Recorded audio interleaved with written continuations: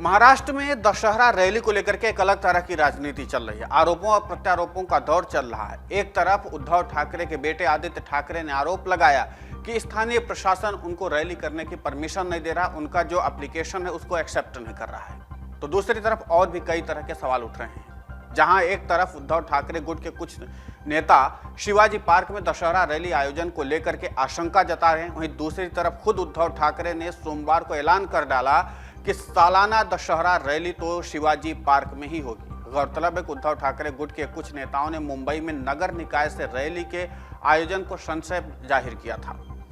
बता दें कि पिछले एक दशक से शिवाजी पार्क में दशहरा रैली का आयोजन शिवसेना करती आ रही है। इस रैली में शिवसेना के संस्थापक बाला साहेब ठाकरे जोरदार ढंग से अपना भाषण दिया करते थे। बहरहाल एकनाथ शिंदे गुट की बगावत के बाद शिवसेना में दो फाड़ हो चुका है।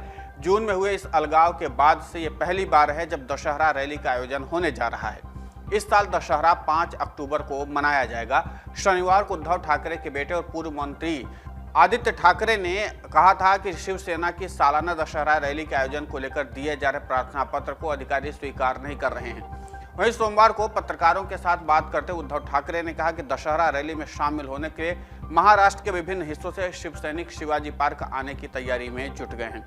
उन्होंने कहा कि शिवसेना का यह सालाना उत्सव शिव तीर्थ यानी कि शिवाजी पार्क में होगा। गौरतलब है कि 1997 से मार्च तक बीएमसी पर शिवसेना का नियंत्रण था, लेकिन इसके बाद चुनाव न हो पाने के चलते अब ये नगर निकाय एक प्रशासक के हाथों में है। वहीं जून में उद्धव ठाकरे सरकार के गिरने के बाद शिवसेना के बागी गुट के नेता एकनाथ शिंदे सीएम हैं और भाजपा के देवेंद्र फडणवीस डिप्टी सीएम बने हैं। इसके बाद से ही दोनों गुटों में आरोपों और प्रत्यारोपों का दौर चल रहा है। बीते दिनों विधानसभा सत्र के दौरान दोनों गुटों में हाथापाई तक की नौबत आ गई थी।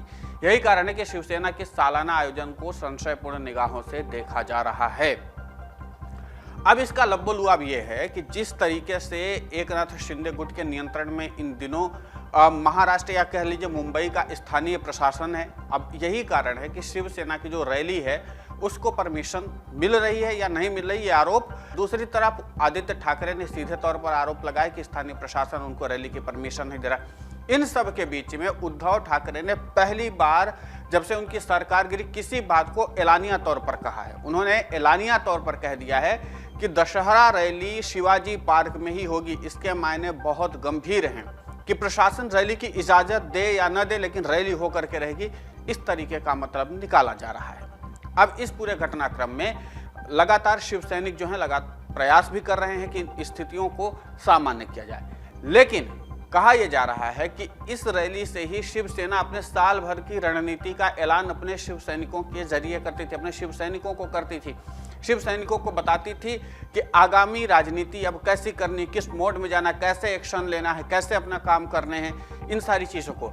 अब माना यह जा रहा है कि इस बार एक तरफ असली शिवसेना का दावा कर रहे एकनाथ शिंदे भी भव्य रैली का आयोजन कर सकते हैं और एक ही दिन रैली का आयोजन होना है। जाहिर सी बात है कि फिर टकराव की स्थिति बन जाएगी। यानी कि जिस तरीके से उद्धव ठाकरे दशहरा रैली शिवाजी पार्क में करना चाहते हैं, उसी तरीके से भव्य रैली करने के लिए पूरी योजना एकनाथ शिंदे गुट भी बना रहा है कि उसी तरीके से भव्य और दिव्य रैली आयोजित की जाए। यहाँ पर मकसद ये है कि दोनों ही गुट जो रैली करेंगे उनको एक ही फायदा लेना है, और वो फायदा ये है कि बीएमसी चुनाव में पकड़ स्थापित करनी है।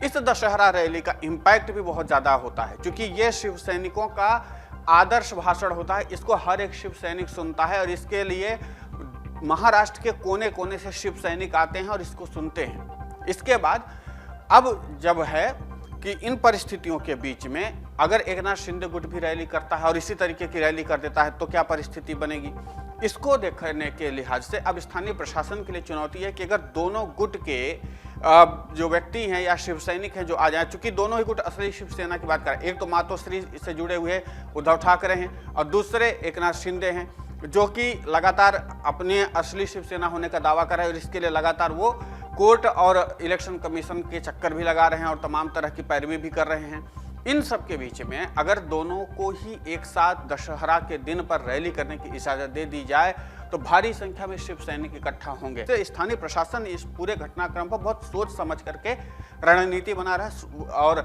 शायद यही कारण है कि वो अभी कोई एप्लीकेशन एक्सेप्ट करने की स्थिति में नहीं है। लेकिन इन सबको बहुत बारीकी से समझने की जरूरत है। फिलहाल उद्धव ठाकरे के इस ऐलान पर आपकी प्रतिक्रिया क्या है, हमें कमेंट करके जरूर बताएं। डाउनलोड करें अमर उजाला ऐप और पाएं खबरें लगातार। अगर आप ये वीडियो YouTube पर देख रहे हैं तो हमारे चैनल को सब्सक्राइब करें और बेल आइकन को दबाना ना भूलें। अगर आप Facebook पर ये वीडियो देख रहे हैं तो हमारे पेज को लाइक करें।